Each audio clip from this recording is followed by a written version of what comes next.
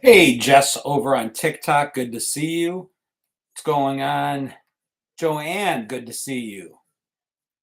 Gage, doing this two ways today. So if I look distracted or if I'm looking in a different directions, because for the first time ever, I'm also testing out YouTube's live stream. So we're kind of doing it in two places at once. Although right now, for sure, TikTok's got the lead. So how are you guys doing?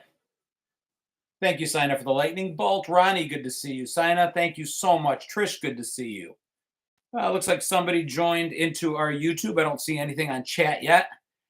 AOL Chatroom 2024. The idea is that this is kind of a revisioned AOL Chatroom. Hi, Jennifer. How are you? Or ICQ or CompuServe. And basically, if you guys know what any of those things are, then you're probably in the right place. Trax and Relax, how are you?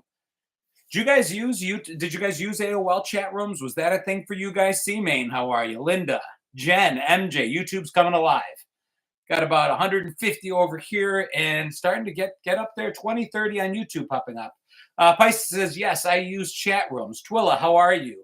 Science says, I miss ICQ. Do you guys, let's see. Alex says, bro, I was not an AOL chatter, but was an ICQ user.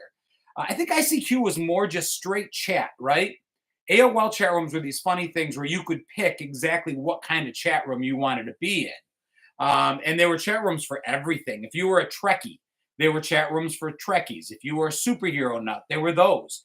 But I think ICQ was a little different. Alex saying same with IRC.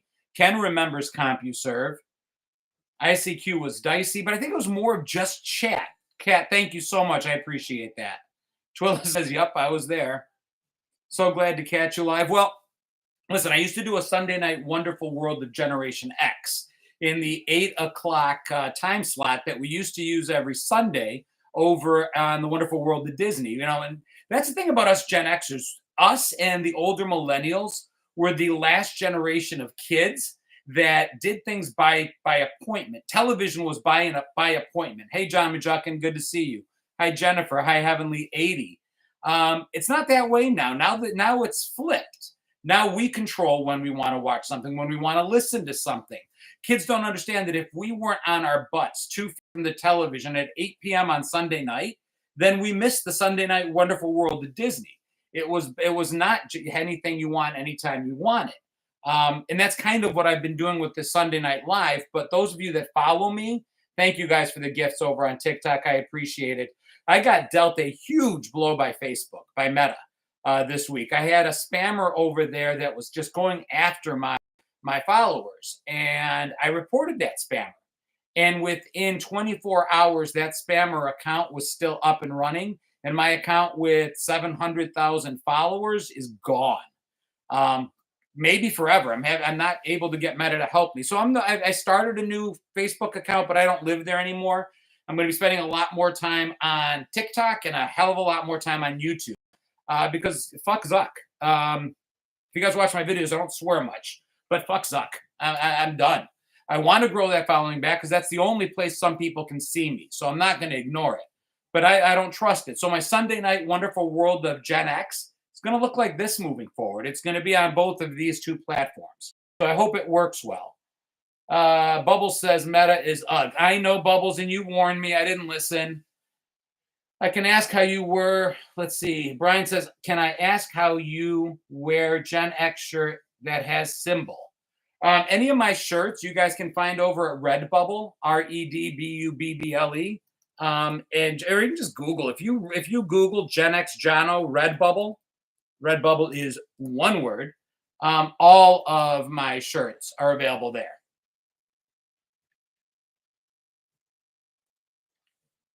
Killer says, damn, John, I'm friends with you on Meta. I was wondering where you were. Your vids were a high part. Dude, I loved it. I was reaching 25 million people a month on Meta.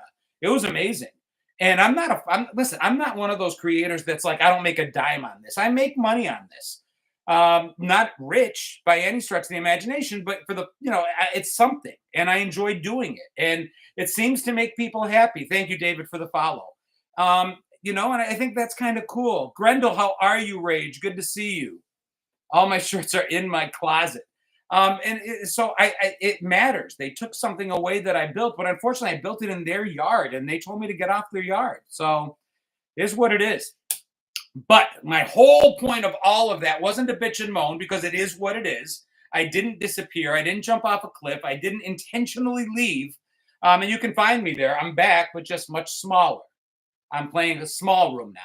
Instead of 700,000 followers, it's 5,000 followers. So anyway, Sunday night, Wonderful World of Gen X. Every Sunday night, 8 p.m. It's going to be right here, 8 p.m. Eastern. And we're going to talk about all things Generation X, all things 80s, all things 90s. For older Gen Xers, we're going to talk about what it was like growing up in the savage 70s. Peter Alley, how are you? Good to see you. Alyssa, how are you doing? Hey, Chicago, what's going on? Go Cubs, go. Get the hell out of their place. Brian Stepnowski is a 1976 Gen Xer. But yeah, let's get back to what I started with today, the chat room. So as much as we're that free-range generation that grew up without technology, we embraced the hell out of tech when it came along.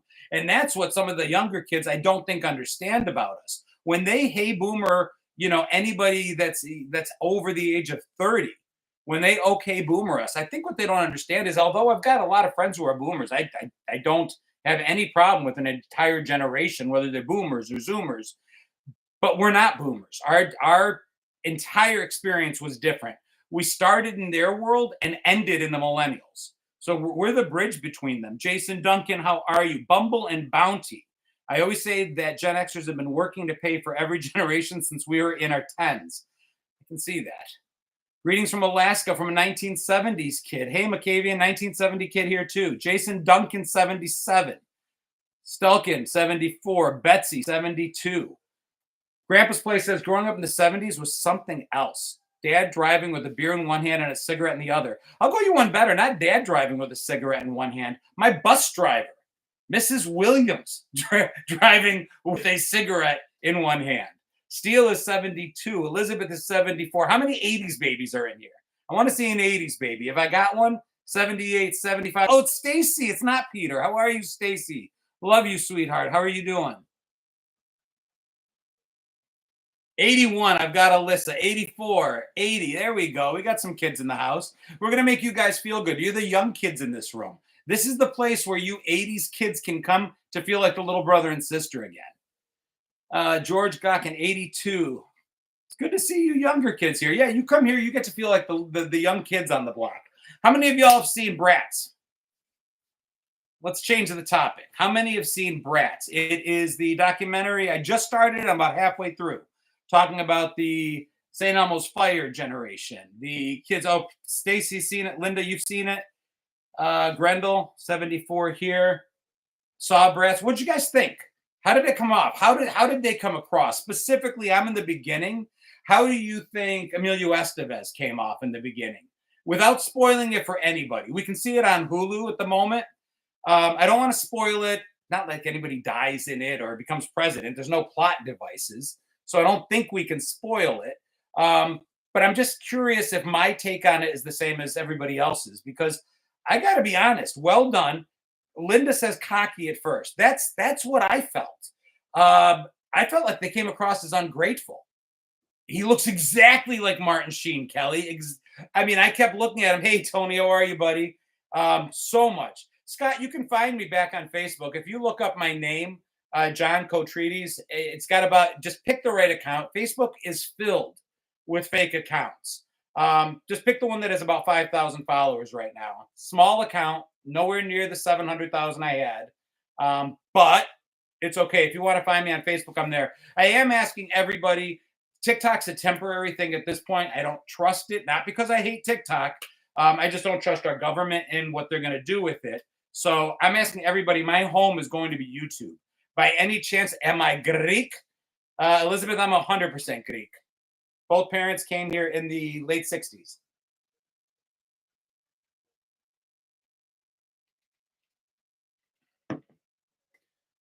Loved Brats. Love your content. Thank you, Jennifer. I appreciate it.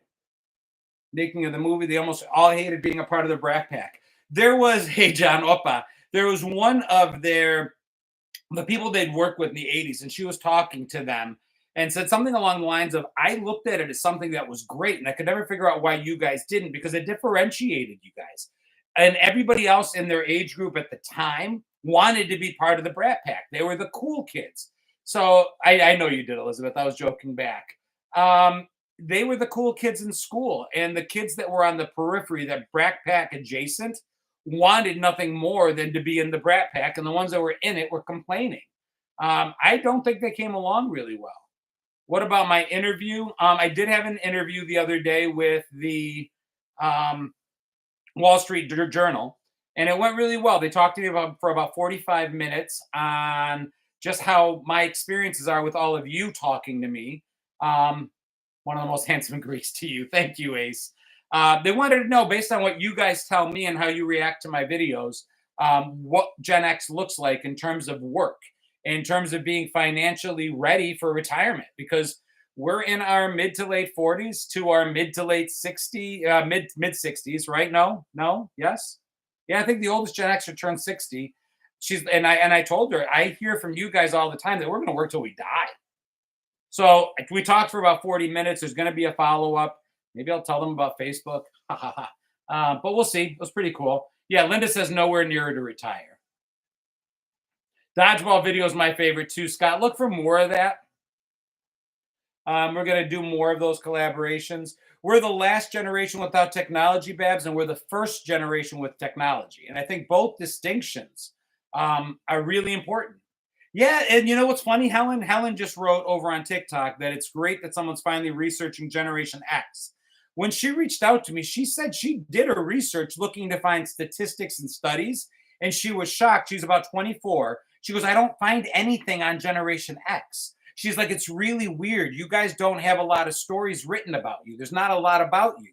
And I kind of laughed and said, yeah, well, you're not telling me something I don't already know. Thanks for liking the live, guys. Thank you for the gifts. Thank you for the likes on the live over here as well. Alan says, I'm just going to be the world's worst bank robber and live out my days in jail. Bab says, we love flying under the radar. Thank you for the likes on the live, guys. I doubt we'll retire with this economy at 43. I don't know. What I told her was my experience. And my experience was so we didn't keep jobs like our boomer parents and silent gen parents did. They worked for one company predominantly for most of their life, who then gave them their retirement. What's up, Charlie? What's up, brother? Tuesday. I thought we were done with that. They had pensions. Their companies took care of them. We never had that. So we didn't stay with that one company because the one company didn't really take care of us the same way. Thanks for the gift, guys. So anytime I switched jobs, they dangled that really small 401k in front of me, because I'd only been with Chase for 3 years before moving on to Bank of America for about 4 years before I went to First Niagara and then KeyBank. So I moved jobs, and every time I did, a kid needed braces, or the house needed something, or we were buying a house, or we needed a new car. And I would look at that tiny balance, just a few $1,000s in a 401k, and I took it every single time because I had more of an immediate need. Bab says we didn't hoard money. We spend and live hard. I mentioned that. I don't know if that's how you guys all feel. I remember having friends whose parents, I'd ask, like my parents spent money. We had friends and family in Greece, so we spent money to go to Greece to see my grandparents. So we were always going on vacation, but the vacation was to go see grandparents overseas. My friends, I remember routinely saying, no, my parents are saving for retirement. Oh, we can't go to Disney. My parents said they need that money for their retirement. We can't buy a new car. My dad says we're saving that money for retirement. We didn't, at least I didn't do that. If my kids needed something, better that I give something to my kids than save it for myself. And although our parents did love us, I'm not saying they didn't. Their needs sometimes came before ours. I'm speaking generationally. Certainly not my experience. My parents were big spenders for us kids. I love your content. Way to go. Go Bills.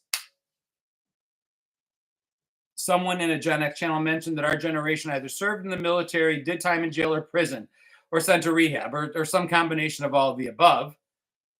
My brother lives in Crete now. Excuse me, amazing place. Sarsi says we weren't supposed to live this long. It's just ironic. If you guys go to socialsecurity.gov, you can see your earnings history for your entire life. I have income showing up since I was 13 years old, 14 years old. So I had on the book income from 14 years all the way up, which means I have not just worked for the past 40 years, I worked and contributed to taxes for the last 40 years. Stacy says, damn, I didn't do any of those. I must be a slacker. There's still time, Stacy. My mom didn't take care. I did. It's weird. I have no savings, but I'm not worried. I'll eat spam. I'll be fine. Alicia, if there are three words that encapsulate what I think it is to be Generation X, there's a five. It is what it is. There's a 4-word statement, and there's the 3-word statement, which is the I'll be fine. It's just how we feel. Those mantras, I think we use them all the time. You got this. It's all good. Don't worry about it. It'll be fine. I'll figure it out. I'll figure it out is one of the biggest Gen Xisms in the history of time, I think. I'll figure it out. Something goes wrong. Something's not working out. There's a catastrophe. We'll figure it out. We grew up watching MacGyver. We'll figure it out. Goofy says, my folks always saved, rarely spent, but we're always there. My ass started working in 86 when I was 14. Alex says, I'm good. I say that all the time. I used to mess with my dad's typewriter. That ding sound after flipping the space bar was a kicker. Didn't save till, sorry, Sean O'Connor, didn't quite get that. I wanted to live fast, die young, and leave a good-looking corpse. My goals have changed now that I'm in my 50s. Hello, Razor. Yeah, you still got time. I don't know if time to save or time to look good. How you doing, Teresa Richards? Good to see you. I'm glad you caught me live. Yep, Debbie says no worries.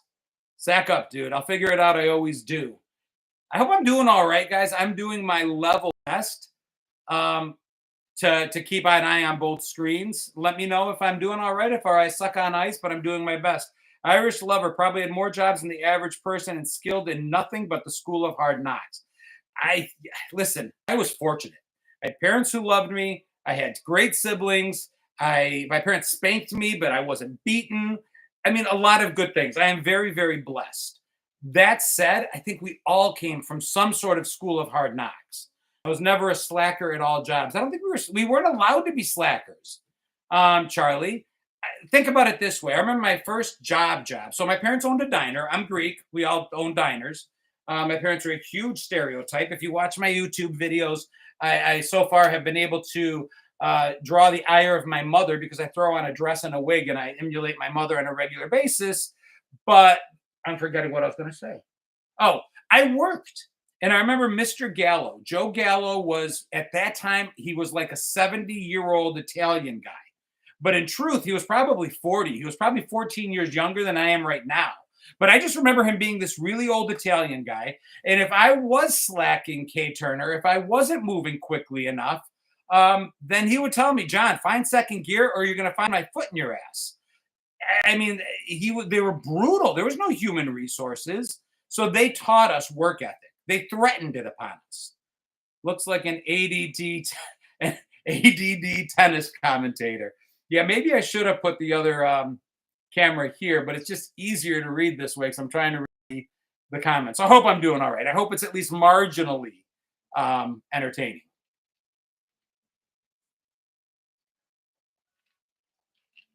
Captain Hayjay says, I was raised on a tobacco farm, 7 years, Army 20 years. Captain, what's funny is my aunt and uncles in Canada. I said Canada because I just read Canada. My aunts and uncles over in Greece owned a tobacco farm, and I spent one summer there helping them and working on the tobacco farm. Dude, it was painful. The shit that gets on your hands when you try to pick the tobacco is brutal. You're doing great. Reading a small phone is tough. You know, all my life, I've been basically blind. My correction in my eyes is like negative 725, which means throw me in the woods or leave me on a deserted island. The minute my last contacts are done, so am I. I can't see this far. But at the ripe old age of 54, my contact lenses are dual purpose. So I wear them for both farsighted and nearsightedness, which means that I don't need to wear readers. And that's like a superhero power at our age. The fact that I can sit in a restaurant without using the torch on my camera and without having to keep my font on my phone enormous, without having to put on readers. I'm like a superhero. And because everybody else is reaching for their phone, reaching for their glasses, and I don't need it. I'm over this adulting BS. Listen, Fafo, be a lost boy. Peter Pan, Toys R Us kids, 30 at 30 at 10, 30 at 30, and 30 at 50. I that's how I look at life right now. I'm as young as I've ever been, and I'm as old as I'm ever gonna get. I actually made a T-shirt that says I'm as old as I've ever been and as young as well, no, damn it, I keep getting it wrong. I'm as young as I've ever been and as old as I'm ever willing to get. Cheryl says, me too, I only wear one contact. Yeah, that's the Univision. Mine's a little different. It's Omnivision, same as Just Tanya. I love it. It works great for me. Hope you guys have an amazing Father's Day. Nothing but love. Yeah, I'm working in the morning. So Father's Day, I didn't take the day off because there's other dads. I wanted them to have an opportunity, young dads. Then I'm coming on here at 8 tomorrow night. But I every day's Father's Day for me. I've got two amazing kids. I've got a 12-year-old daughter and a 20-year-old daughter.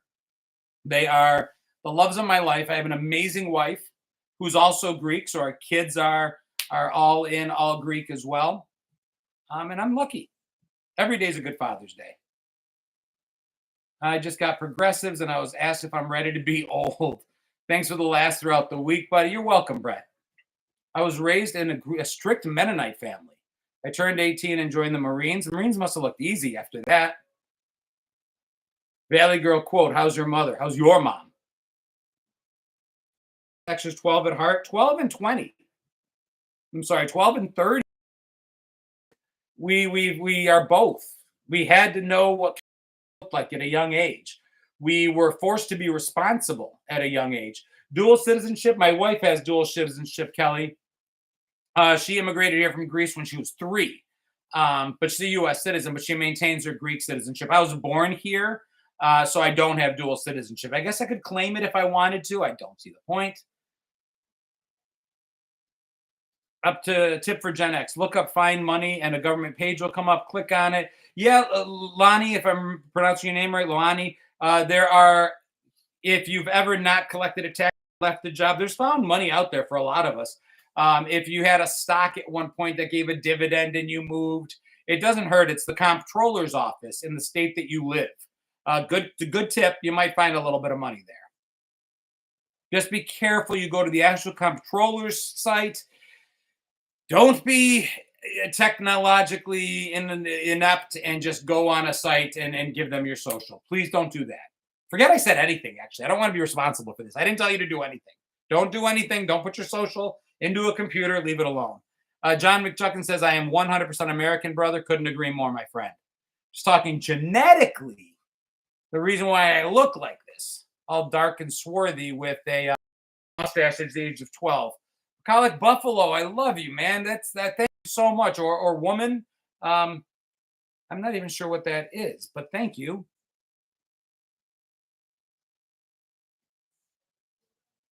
Semper Fi. I feel like I didn't appreciate my 20s because I had to be so responsible. You know what? I don't know that that's true for a lot of us. I appreciate that you say that, Elizabeth, but I think a lot of us Gen Xers, like, we'll talk amongst ourselves. Hey, Irish lover from Niagara. Among ourselves, we say things about our childhood that make our kids think we hated our childhood, right? We talk about the fact that we had to work and the fact that we had to be responsible and that sort of thing. But at the same time, we were allowed freedom. So that because we worked and because our parents knew we knew how to be responsible, I appreciate that, Buffalo. Thank you. They gave us that modicum of freedom. And my mom says to me, the reason we let you boys go is because you showed us you could. Because when she sees my 12-year-old leave my site and go down the block, my mom's like, why for you let her go? And I'm like, Mom, you let it. We were 10 miles from the house. I took rides from strangers on rainy days. If somebody waved candy out the window of an unmarked van, I'd be in it in seconds. And where were you?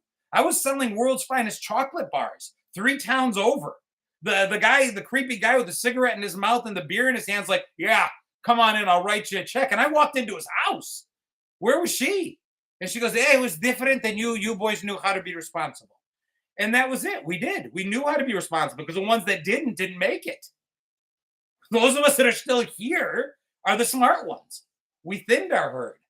Creepy guy taught me how to whistle.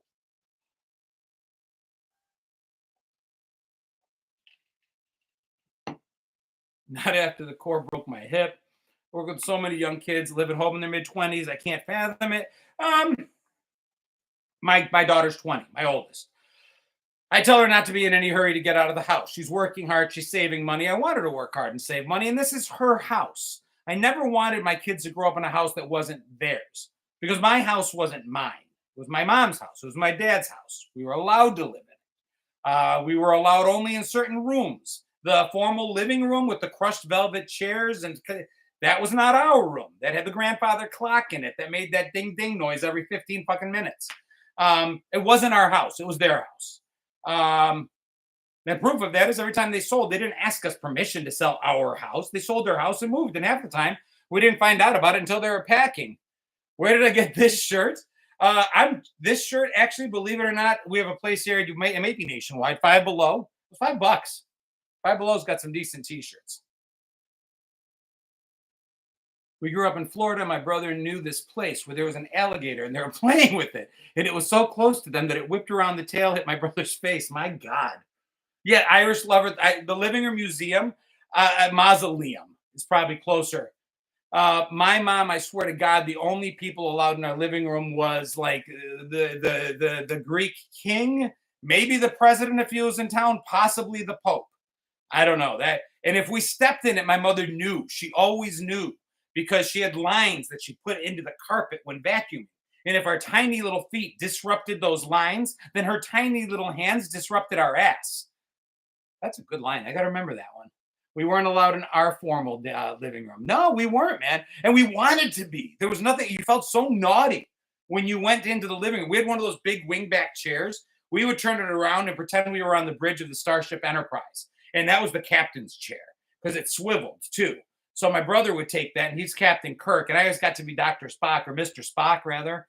But we played in the living room, knowing that we were being naughty, and it felt dangerous. And when my mom found out, because she could see in the vacuum cleaner pattern that we were there, it was game over. We used to dare each other to go in. Yeah, Granny, we did. We were like Cameron Fry. Dude, the minute Cameron Fry, at the end of that movie, when that car goes down, there's not a Gen Xer in this world whose blood didn't run cold. I wonder if the hog's head was a nod to the pig head, Lord of the Flies. Maybe. Oh, my grandmother had a swivel chair as well. I don't know what a television or radio was until I was allowed to go to public school. We had a TV. It was one of those giant ones that's unstealable because it weighed 3,000 pounds. Forget blowing bubbles in the house. Years later, my kids did it. My mom didn't care. Grandpa's Place. Thank you so much. I don't even know how is that a gift on YouTube? I don't understand it. Whatever it is, I appreciate it, guys. We were lucky, Grandpa's Place says. We have broken arms, legs, fingers, toes, multiple concussions, lots of stitches. Even my mom wonders how I survived growing up. It wasn't just even the physical things. Bobby Jean, thank you for the follow. It was things like we watched Dukes of Hazzard. So because we watched Dukes of Hazzard, because we watched Chips, Roman, thank you. Katrina, thank you. Because we watched those shows, we emulated them. So we did this thing when we learned to drive, which was called catching air. And when you caught air, it meant you Dukes of Hazzarded it. So when the car was going over, it was Old Whiskey Hill Road off of Route 104 in Wolcott, New York, halfway between Rochester and Syracuse. Torchy, how are you, sweetie? God, it's been a while. We would try to catch air. We would try to hit the top of that hill, gun the gas, and see if we can get the car to launch. And we did that stupid thing until one of the kids in my town was driving and flipped their car, and a child actually died. But I think it was common knowledge we were doing it. Because my mom would say things like, now don't do that in the car. It's not good for the shocks. Now think about it. Don't do that in the car because it's not good for the shocks. It's not good for the kid. But I guess it just didn't dawn on anybody. We didn't know our own mortality, but we made it out alive. We did stupid things in high school. I always hated having to watch my dad's Westerns. No, we didn't have a choice a lot of times. Jarts and BB guns. Absolutely. Douglas says did it in Guilford, New Hampshire. Lots of air. Played grocery cart bumper cars. We did that as well. JT's Republic remembers it being Whiskey Lane. Where am I from? Small town between Rochester and Syracuse, New York. If you look at on a map, to the west of us would have been Rochester, to the east would have been Syracuse, and we were right on right on Lake Ontario. Beautiful little town. You've probably eaten an apple from my hometown because Wayne County is the second largest apple producing county in the country. At least it was when I was growing up. We did things like try to knock each other out. Mike from Rochester, good to see you. I actually moved down south to the Charlotte area where I am now, most recently from Chili. I've lived in Buffalo, I've lived in Rochester, and now we live in Charlotte. But we knocked each other out in high school as a game. We would hyperventilate intentionally, breathing in and out, in and out, in and out really quickly in a locker room at school when I assume we should have been in class. And then the person we trusted the most, our best friend, would take his forearm and press it against our windpipe until we passed out. And that was the kinds of things we did for fun. And it was funny watching your friend flip around on the floor as he came to. I may know of Hammond, New York, Grandpa's place. It doesn't ring a bell. Actually, it does kind of sound familiar. Cool from Hudson Valley. Upstate is nice. Upstate, Western New York. Johnny Taylor remembers doing that. The choking game. Irish Lover says, please tell me this wasn't something that was across the country. Good. Somebody says I don't remember that one. I'm glad. I'm hoping it wasn't rampant, but I do remember our middle school and high school principals across the town had to pull everybody into a session in the auditorium to tell us to stop it. Garani says they did it in Texas. I'm not surprised.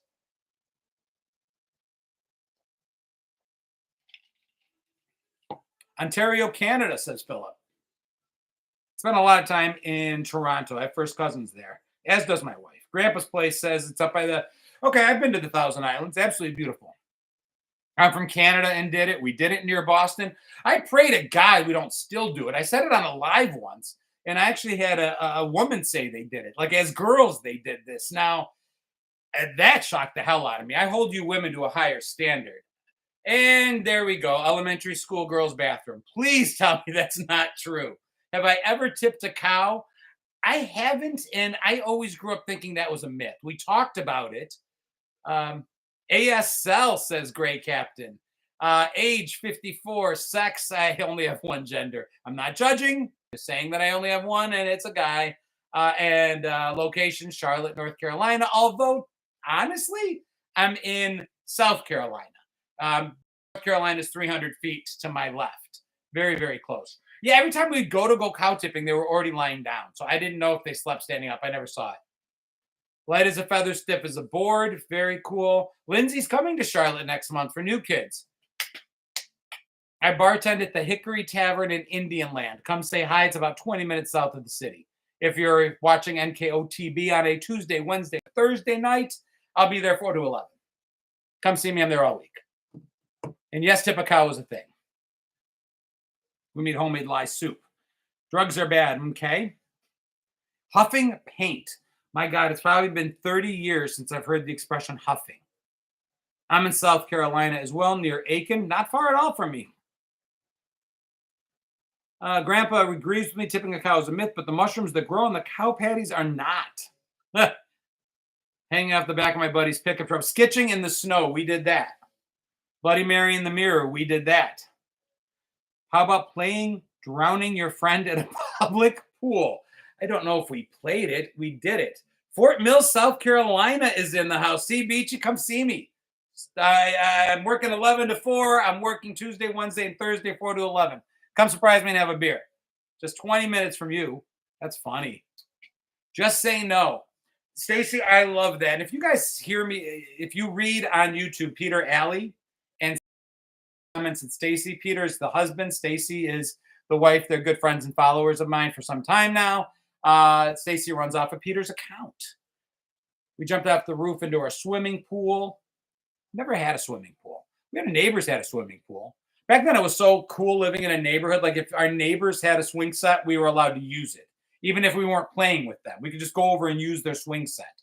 The Lovelaces had a pool. If they weren't home, we could just go swimming in their pool. How far did I live from Utica or Rome? Probably about 2 hours.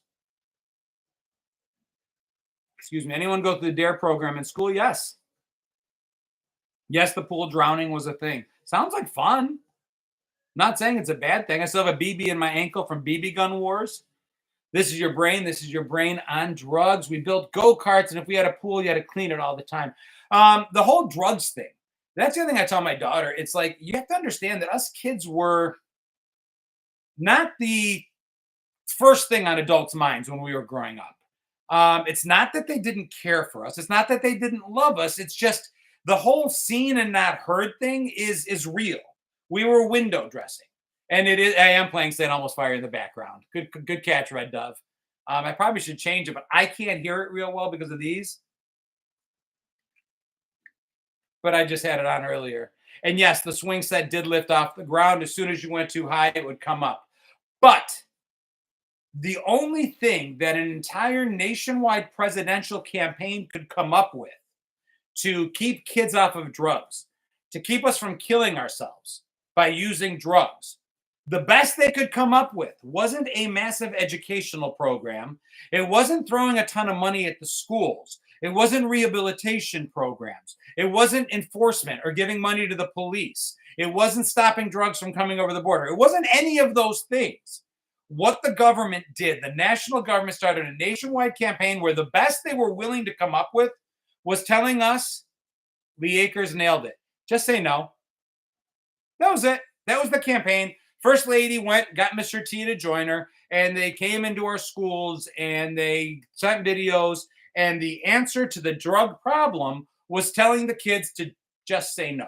And that was it. It's on you guys. You want to die, fine. But you should just say no. So that's it. That's how much they cared.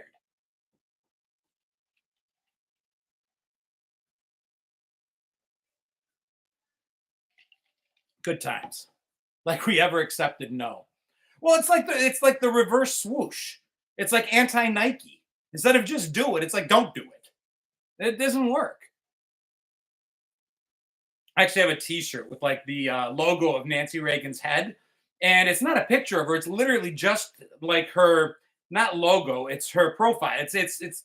I blacked out her face. It's just you can see her silhouette. That's the word, and there is no mistaking it's her. Does anyone remember 1979 was supposed to be the year of the child? Philip, I was really a child, so I don't remember. My mom told me the truth about drugs. I stayed away. I stayed away because my parents threatened me with death, and I believed them.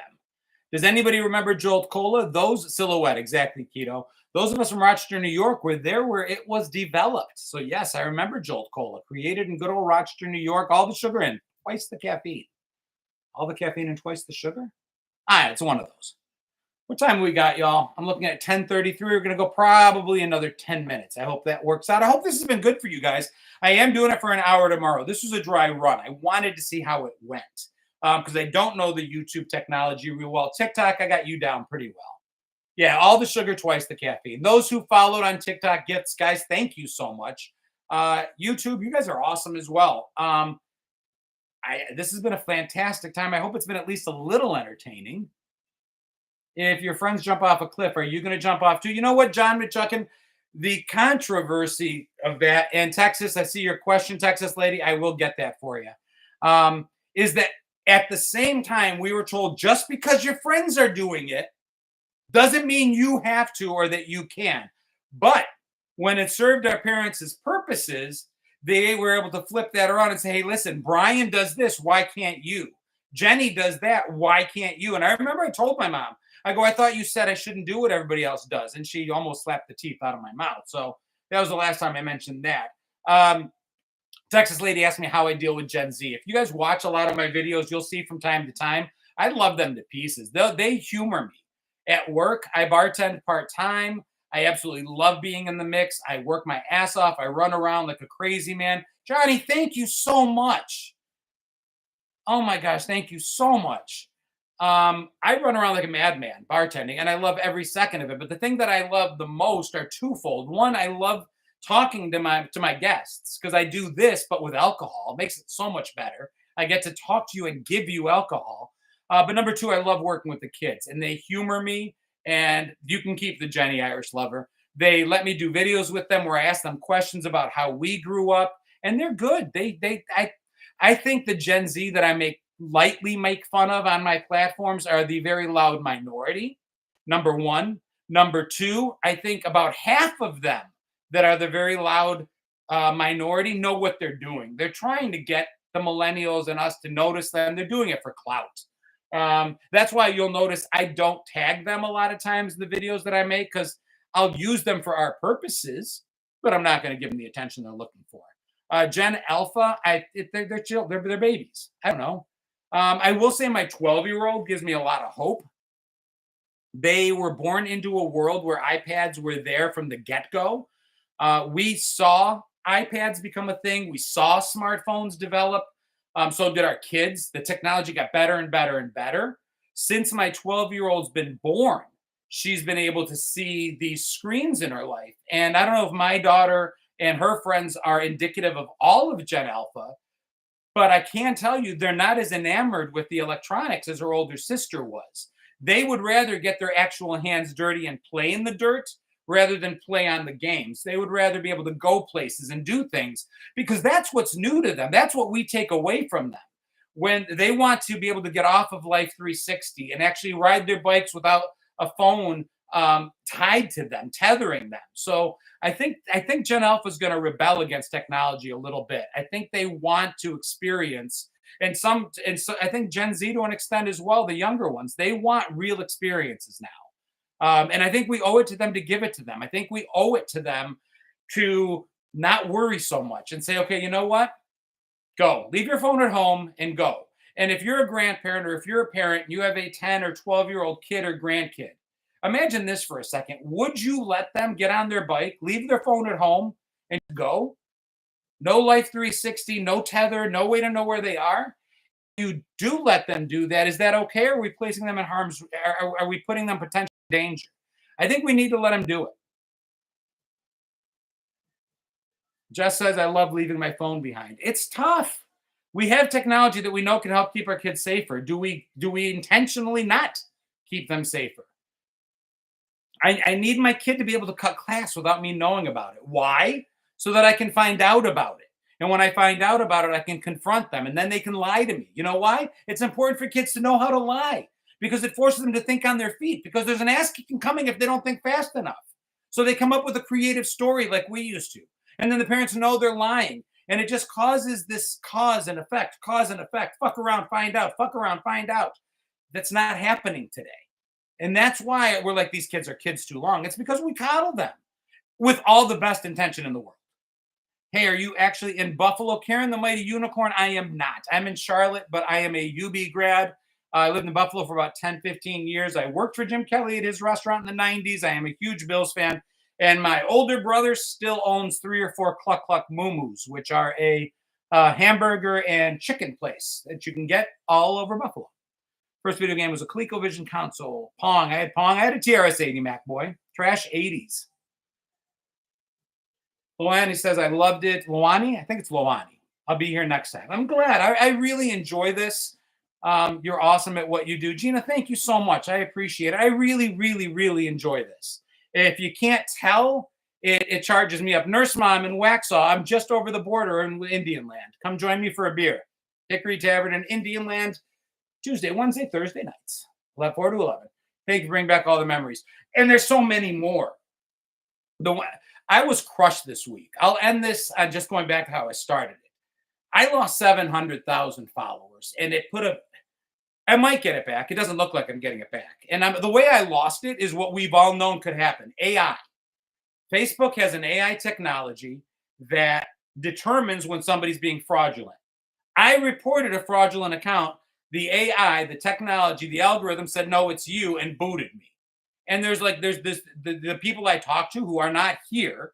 They're abroad. They're doing the best they can, but it's horrible customer service. They can't help me. So it's gone. I've worked 2 years to make these relationships, and I've had people message me saying they're going through chemo, and they sit there in their chemo session and watch my videos. They go through dialysis, and they go through dialysis watching my videos. I had a woman who was in hospice visiting her dad, and he didn't know she was there, but she would sit by his side, and she's like, "I just watch your videos."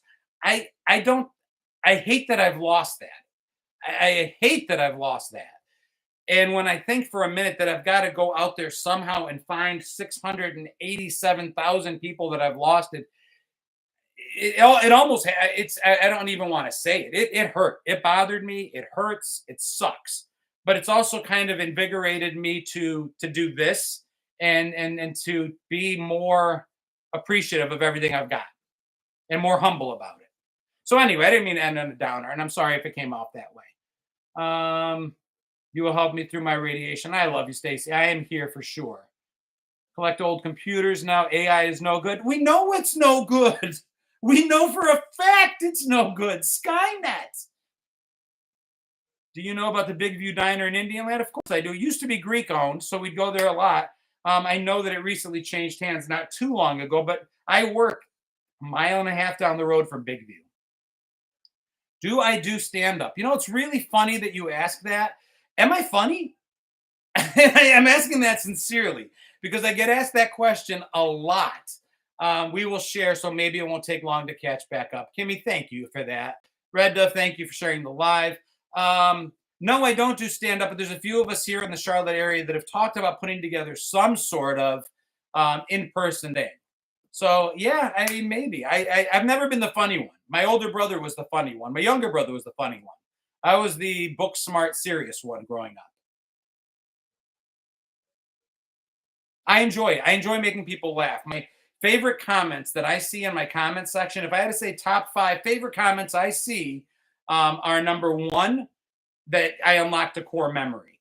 When I say something and how many people, oh, the chat GBT is just an AI of next level yeah, that's Cliff Notes was bad. This is worse. But when somebody tells me I unlocked a core memory, that makes my day because that means I ignited something and I brought it back to them. Number two is when somebody tells me that they were watching one of my videos and they blew Coke through their nose, or Pepsi, I should say, or whatever, soda. I made them spit out their coffee. I love knowing that I made someone laugh because there's a lot of life is amazing. Where's the restaurant? It's in Indian Land, South Carolina. I mentioned a couple times, Johnny. It's called Hickory Tavern. Life is tough. And we know better than a lot of people. It's tough. So if I can make somebody laugh, that makes me really happy. The other one is when people say that I thought it was just me. If there's nothing else that everybody takes from this experience that we're learning, it's never just you. It's never just you. None of your experiences are just you. None of the horrible things that happened only to you. None of the scary, crazy things that go through your mind are just you. We all grew up in the same living room with the same neighbors and the same parents in the same house. And whether that house had a Greek accent or German or no accent, black, white, or Asian, Republican or Democrat, heavy liberal or conservative, doesn't matter. There is so much more that binds together than tries to tear us apart. Where am I originally from? Chicago? No, upstate New York, but I'm a huge Cubs fan. I watch you and Slim Sherry. And the other two favorite things I have is when people engage directly and tell me why they enjoy watching the stuff that I do. And that's about it. That's what it does for me. But I don't care if you guys are super liberal or super conservative. I really don't. The only reason anyone ever disagrees with me is they lived a life other than my own. So it's all good. I'll debate with my close friends. I'll debate till I'm blue in the face sometimes, but I won't hate them for it. I may try to change their mind. But let's face it, we're in our 50s, we're in our 40s, some of us are in our 60s. Minds are getting harder to change. So let's accept each other. Did anyone hate Old Spice? Old Spice makes me think of my dad. And my pop passed away about 4 years ago. So I can have nothing but love for that scent now. We were all purple in the 80s, or we weren't. But it was still okay. We expected our government to get things done. The fact that Reagan and Tip O'Neill hated each other didn't prevent them from getting work done. We're like, no. You still have to do things. And that's where they're getting away with stuff today. We just expect our politicians to keep the other party from achieving something rather than expecting them to work. And that's the most I'm ever going to talk about politics. I just want us to Rodney King it and just all get along. This ain't no 8 chat room without ASL. I answered ASL 54 male and South Carolina, just south of Charlotte. Helped me deal with an abusive childhood, and now I'm unpacking my baggage with your help. I get that one a lot too. People have told me I didn't know that there were good parts in my childhood. I didn't know that I wasn't alone and that it wasn't just me. So that's awesome. All right, guys. Well, listen, it is 10:45. I'm going to let it go at the moment. I cannot thank all of you enough. Thank you for finding me on TikTok. Thank you. YouTube is new endeavor for me. I cannot thank you guys enough for finding me here. Continue to share. Continue to enjoy what you like. Continue to reach out to me. I read every direct message I ever get. I just don't have time necessarily to answer all of them. But there's never been one that's gone unread. I can promise you that. I love you guys. I truly, truly mean it. We've got a great video planned coming up soon, Shadow. I will see you guys soon, maybe as early as tomorrow night, 8 p.m. Eastern.